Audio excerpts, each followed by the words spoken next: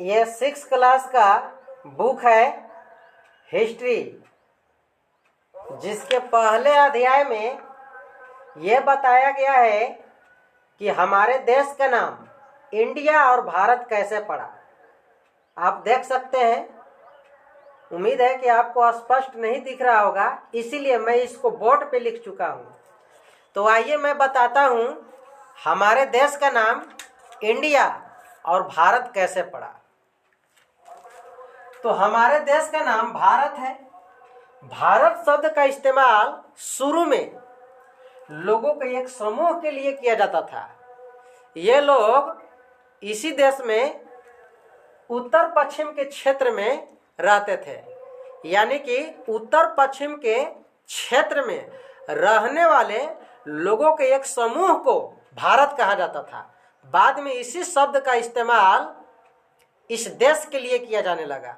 इस तरह से हमारे देश का नाम भारत पड़ा और यहाँ पे रहने वाले लोगों को भारतीय कहा गया। ठीक इसी प्रकार से हमारे देश का नाम इंडिया है, और इंडिया जो है इंडस वैली से निकला हुआ शब्द है, यानी कि इंडस से इंडिया हमारे देश का नाम पड़ा है। ठीक है, ये हमारे संस्कृति और सभ्यता को दिखाता है।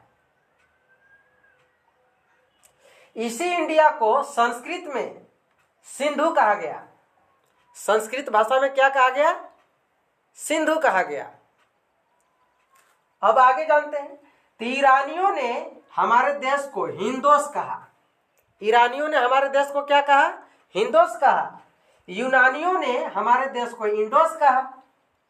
अरबों ने हमारे देश को अल हिंद कहा, और तुर्कों ने हमारे देश को हिंदुस्तान कहा। ये जो चार आप नाम देख रहे हैं, ये विदेशियों के द्वारा दिया गया नाम है, पुकारा गया नाम है। विदेशियों ने अपने मतलबों के लिए या सुविधा के लिए इन नामों से हमारे देश को पुकारा।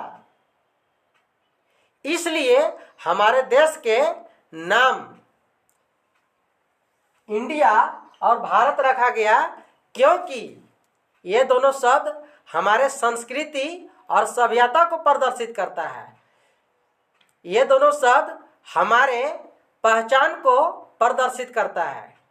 इसीलिए हमारे देश का नाम और संविधान निर्माण करते समय भी देश का नाम भारत और इंडिया रखा गया। इस संविधान के पहले अनुच्छेद में देश का नाम रखा गया है India, that is Bharat. Hindustan क्यों नहीं रखा गया? क्योंकि यह विदेशियों के द्वारा दिया गया नाम है, और वे लोग अपने मतलबों के लिए इस शब्द का इस्तेमाल किए, अपने सुविधा के लिए इस्तेमाल किए। यह हमारे संस्कृति को नहीं दर्शाता है, इसलिए हमारे देश का नाम हिंदुस्तान नहीं पड़ा या नहीं रखा गया।